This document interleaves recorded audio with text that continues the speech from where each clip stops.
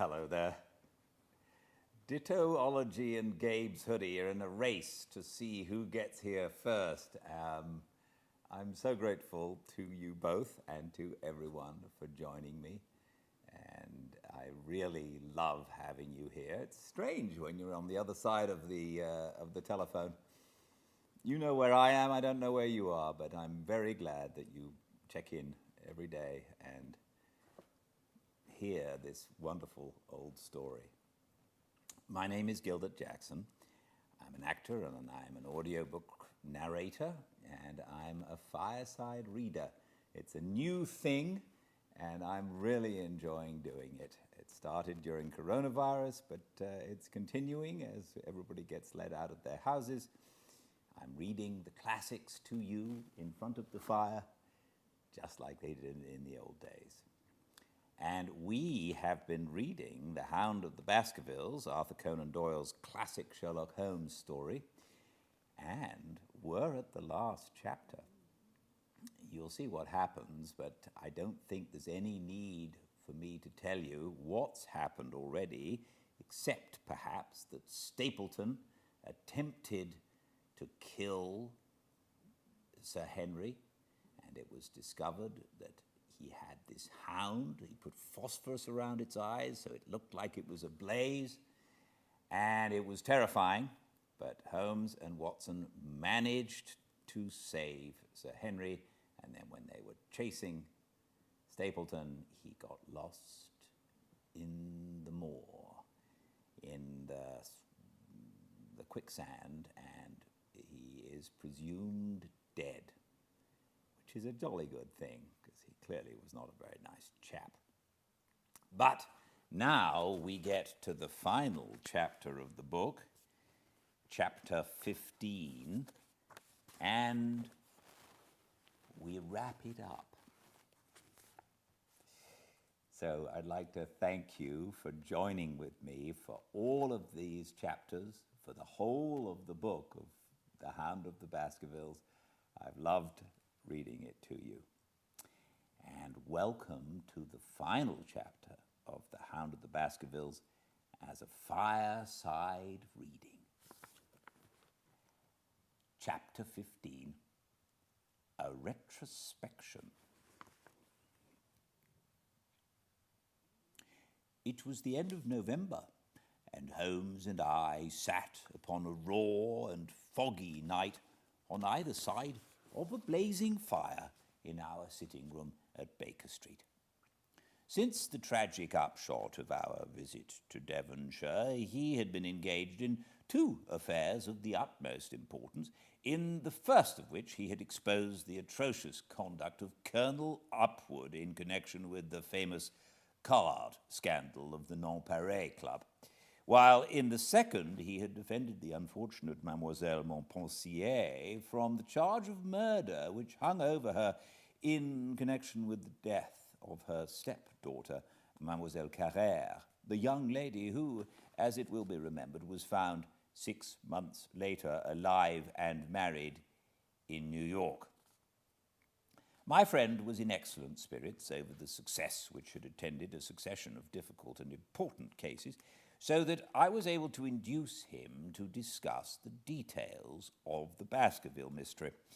I had waited patiently for the opportunity, for I was aware that he would never permit cases to overlap, and that his clear and logical mind would not be drawn from its present work to dwell upon memories of the past. Sir Henry and Dr. Mortimer were, however, in London on their way to that long voyage which had been recommended for the restoration of his shattered nerves. They had called upon us that very afternoon, so that it was natural that the subject should come up for discussion.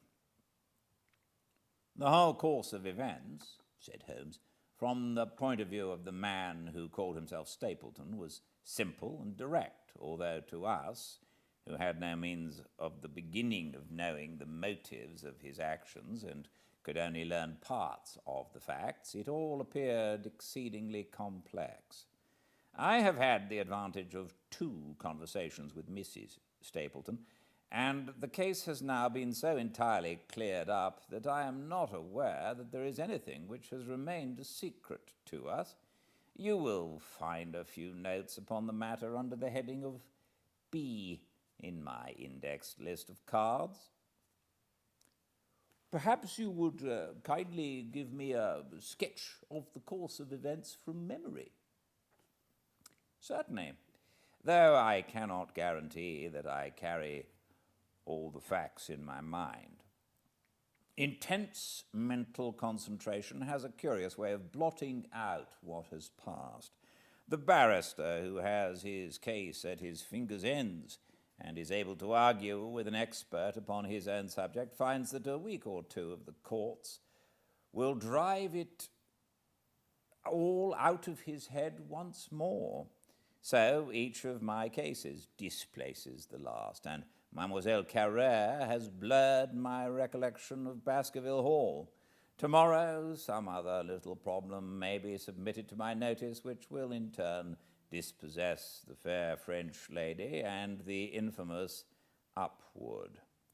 So far as the case of the Hound goes, however, I will give you the course of events as nearly as I can, and you will suggest anything which I may have forgotten.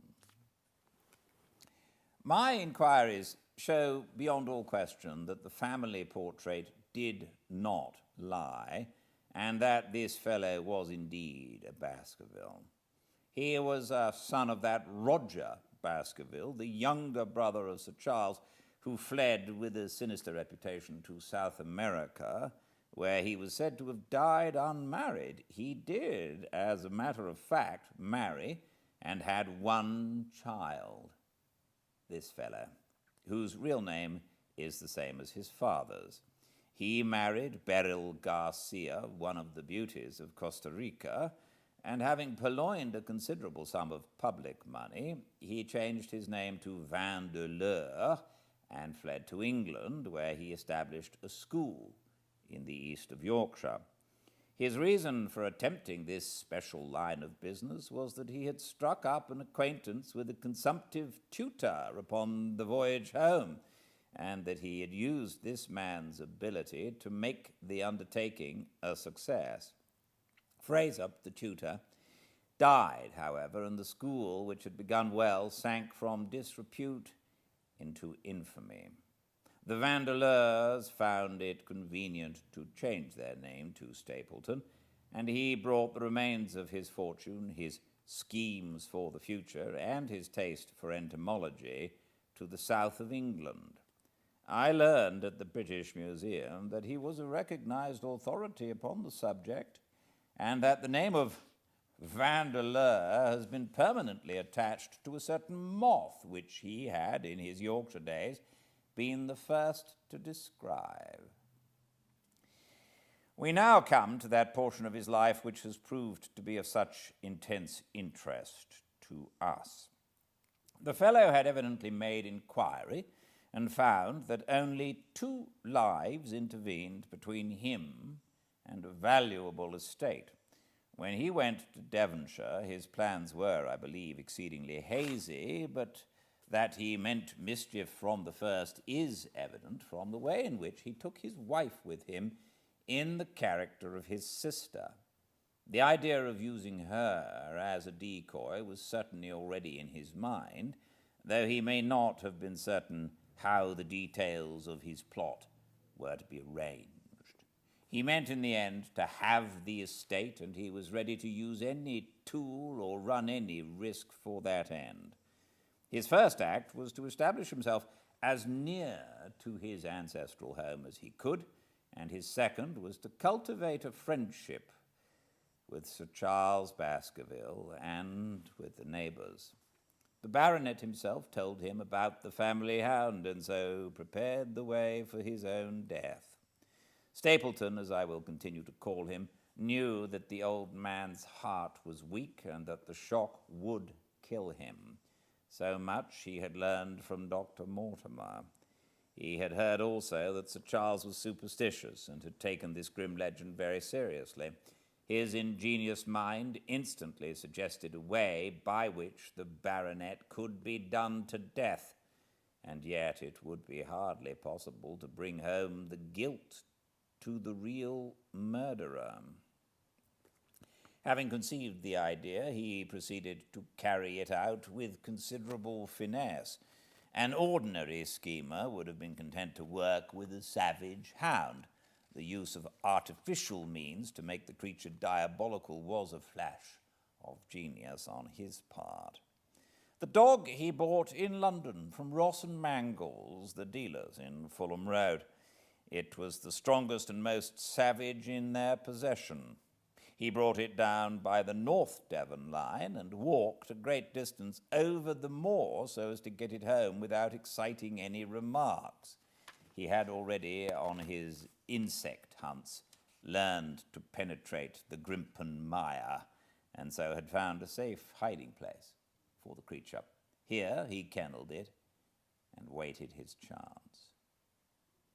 But it was some time coming. The old gentleman could not be decoyed outside of his grounds at night. Several times Stapleton lurked about with his hound, but without avail. It was during these fruitless quests that he, or rather his ally, was seen by peasants, and that the legend of the demon dog received a new confirmation. He had hoped that his wife might lure Sir Charles to his ruin, but here she proved unexpectedly independent. She would not endeavour to entangle the old gentleman in a sentimental attachment which might deliver him over to his enemy. Threats, and even, I'm sorry to say, blows refused to move her.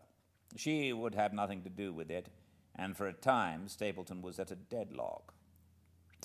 He found a way out of his difficulties through the chance that Sir Charles, who had conceived a friendship for him, made him the minister of his charity in the case of this unfortunate woman, Mrs. Laura Lyons. By representing himself as a single man, he acquired complete influence over her, and he gave her to understand that in the event of her obtaining a divorce from her husband, he would marry her. His plans were suddenly brought to a head by his knowledge that Sir Charles was about to leave the hall on the advice of Dr. Mortimer, with whose opinion he himself pretended to coincide. He must act at once, or his victim might get beyond his power. He therefore put pressure upon Mrs. Lyons to write this letter, imploring the old man to give her an interview on the evening before his departure for London. He then, by a specious argument, prevented her from going, and so had the chance for which he had waited. Driving back in the evening from Coombe Tracy, he was in time to get his hound, to treat it with his infernal paint, and to bring the beast round to the gate at which he had reason to expect that he would find the old gentleman waiting. The dog, incited by its master, sprang over the wicket gate and pursued the unfortunate baronet, who fled screaming down the yew alley. In that gloomy tunnel it must indeed have been a dreadful sight to see that huge black creature with its flaming jaws and blazing eyes bounding after its victim. He fell dead at the end of the alley from heart disease and terror.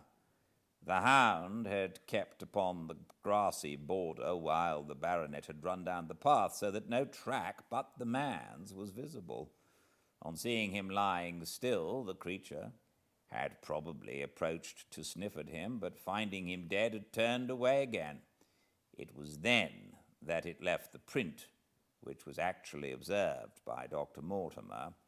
The hound was called off and hurried away to its lair in the Grimpen mire, and a mystery was left which puzzled the authorities, alarmed the countryside, and finally brought the case within the scope of our observation. So much for the death of Sir Charles Baskerville.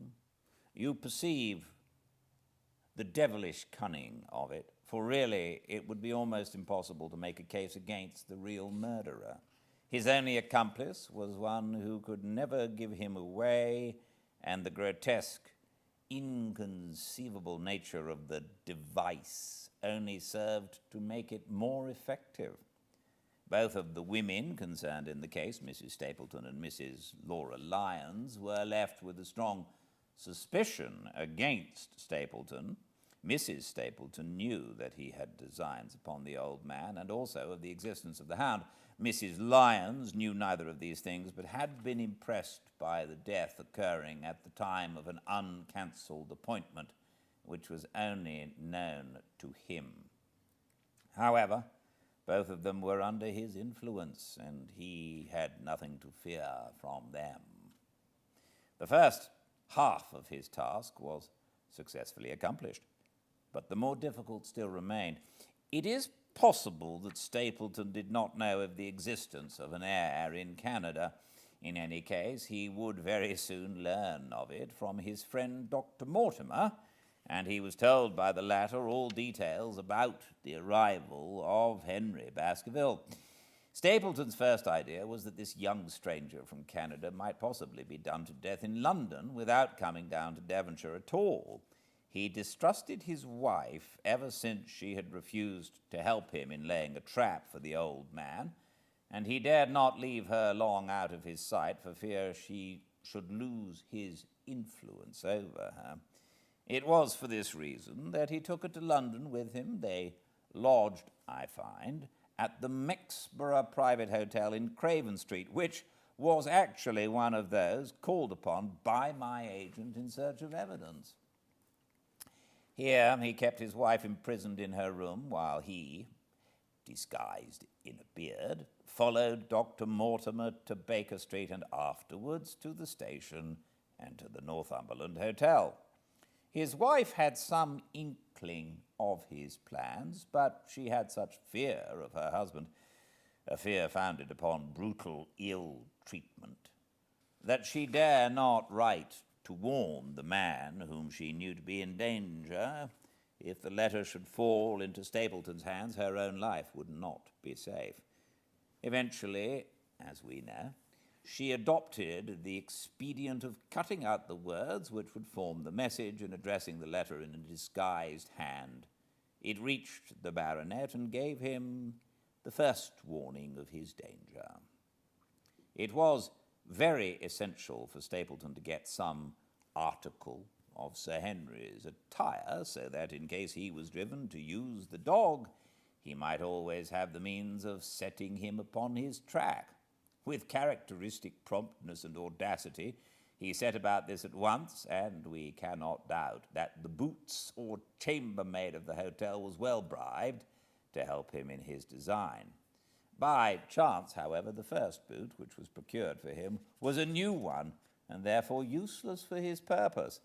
He then had it returned and obtained another most instructive incident, since it proved conclusively, to my mind, that we were dealing with a real hound, as no other supposition could explain this anxiety to obtain an old boot and this indifference to a new one.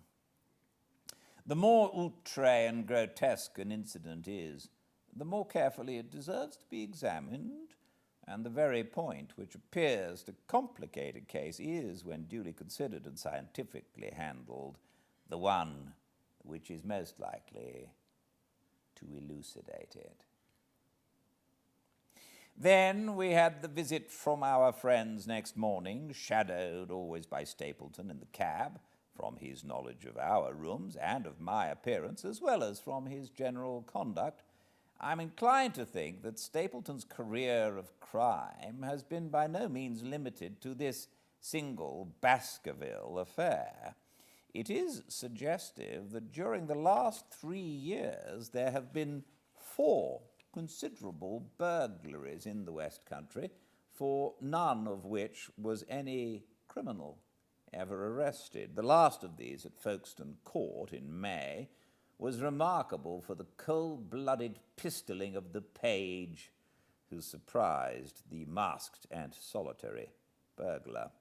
I cannot doubt that Stapleton recruited his waning resources in this fashion, and that for years he has been a desperate and dangerous man. We had an example of his readiness of resource that morning when he got away from us so successfully, and also of his audacity in sending back my own name to me through the cabman. From that moment he understood that I had taken over the case in London, and that therefore there was no chance for him there. He returned to Dartmoor and awaited the arrival of the baronet. "One moment," said I. "You have no doubt described the sequence of events correctly, but there is one point which you have left unexplained. What became of the Hound when its master was in London?"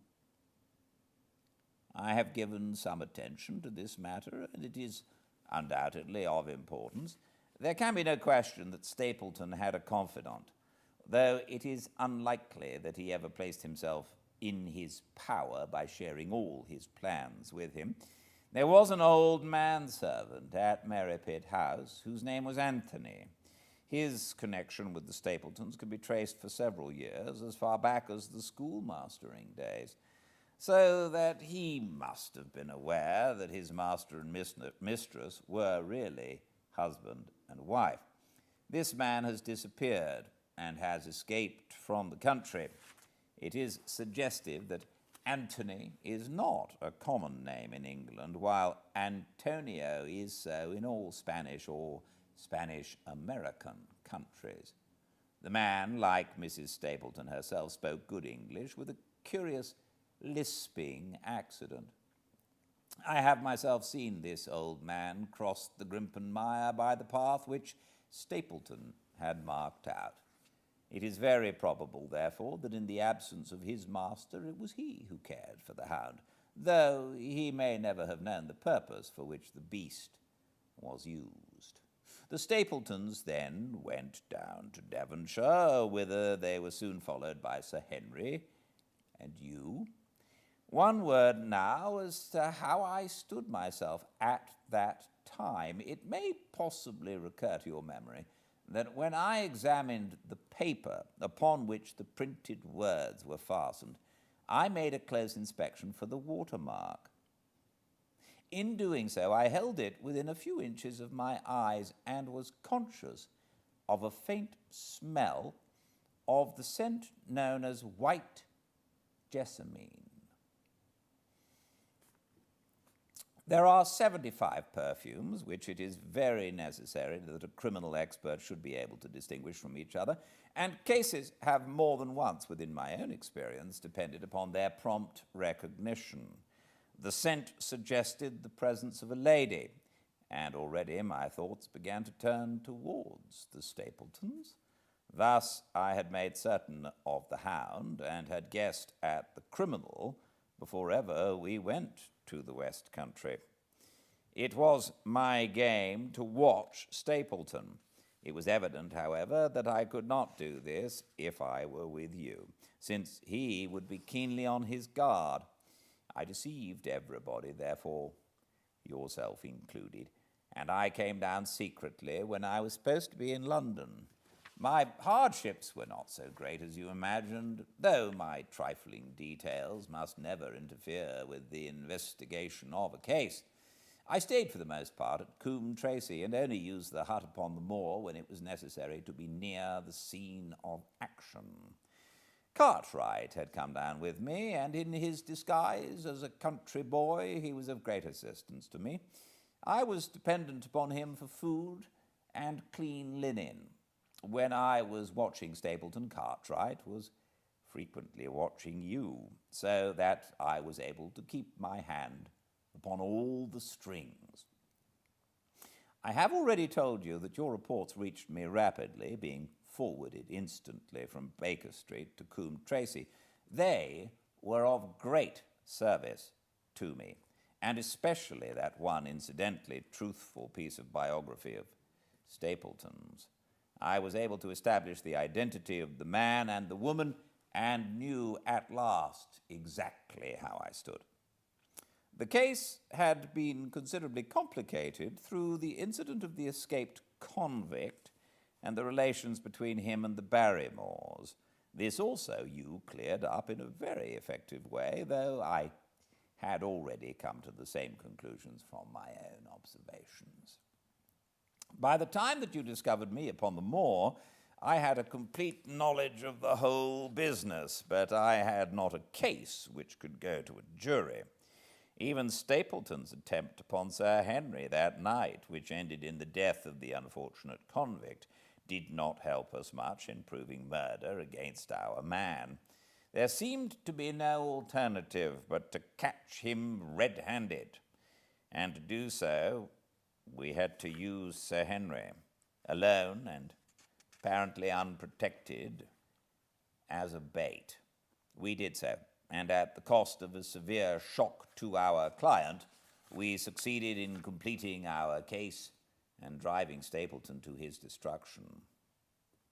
That Sir Henry should have been exposed to this is, I must confess, a reproach to my management of the case. But we had no means of foreseeing the terrible and paralyzing spectacle which the beast presented, nor could we predict the fog which enabled him to burst upon us at such short notice. We succeeded in our object at a cost which both the specialist and Dr. Mortimer assure me will be a temporary one. A long journey may enable our friend to recover not only from his shattered nerves, but also from his wounded feelings. His love for the lady was deep and sincere, and to him the saddest part of all this black business was that he should have been deceived by her. It only remains to indicate the part which she had played throughout. There can be no doubt that Stapleton exercised an influence over her, which may have been love or may have been fear, or very possibly both, since they are by no means incompatible emotions. It was at least absolutely effective. At his command, she consented to pass as his sister, though he found the limits of his power over her when he endeavored to make her the direct accessory to murder. She was ready to warn Sir Henry so far as she could without implicating her husband, and again she tried to do so. Stapleton himself seems to have been capable of jealousy, and when he saw the baronet playing court to the lady, even though it was part of his own plan, still he could not help interrupting with a passionate outburst which revealed the fiery soul which his self-contained manner so cleverly concealed. By encouraging the intimacy, he made it certain that Sir Henry would frequently come to Merripit House, and that he would sooner or later get the opportunity which he desired. On the day of the crisis, however, his wife turned suddenly against him. She had learned something of the death of the convict, and she knew that the Hound was being kept in the outhouse on the evening that Sir Henry was coming to dinner. She taxed her husband with his intended crime, and a furious scene followed, in which he showed her for the first time that she had a rival in his love. Her fidelity turned in an instant to bitter hatred, and he saw that she would betray him. He tied her up, therefore, that she might have no chance of warning Sir Henry, and he hoped, no doubt, that when the whole countryside put down the baronet's death to the curse of his family, as they certainly would do, he would win his wife back to accept an accomplished fact and to keep silent upon what she knew. In this I fancy that in any case he made a miscalculation, and that if we had not been there, his doom would nonetheless have been sealed. A woman of Spanish blood does not condone such an injury so lightly. And now, my dear Watson, without referring to my notes, I cannot give you a more detailed account of this curious case. I do not know that anything essential has been left unexplained. He could not hope to frighten Sir Henry to death as he had done the old uncle with his bogey Hound. The beast was savage and half-starved. if its appearance did not frighten its victim to death, at least it would paralyze the resistance which might be offered. No doubt. There only remains one difficulty. If Stapleton came into the succession, how could he explain the fact that he, the heir, had been living unannounced under another name so close to the property? How could he claim it without causing suspicion and inquiry? It is a formidable difficulty, and I fear that you ask too much when you expect me to solve it. The past and the present are within the field of my inquiry, but what a man may do in the future is a hard question to answer. Mrs. Stapleton has heard her husband discuss the problem on several occasions. There were 3 possible courses. He might claim the property from South America, establish his identity before the British authorities there, and so obtain the fortune without ever coming to England at all. Or he might adopt an elaborate disguise during the short time that he need be in London. Or again, he might furnish an accomplice with the proofs and papers, putting him in as heir and retaining a claim upon some proportion of his income. We cannot doubt from what we know of him that he would have found some way out of the difficulty. And now, my dear Watson, we have had some weeks of severe work, and for one evening, I think, we may turn our thoughts into more pleasant channels. I have a box full as Huguenot. Have you heard the Durescas? Might I trouble you, then, to be ready in half an hour, and we can stop at Marcini's for a little dinner on the way. The end. Well, I hope you all enjoyed that. I very much did. I loved reading it to you. And tomorrow, we're starting Dracula by Bram Stoker. It's a fantastic book, and I hope you can join me for it. My name is Gildart Jackson, and this was a Fireside Reading. I hope it helps, and I thank you so much for joining me, and I look forward to seeing you tomorrow for Chapter 1 of Dracula. Same time, all episodes uploaded to YouTube if you miss one. Thank you very much, and please be very well. Good night.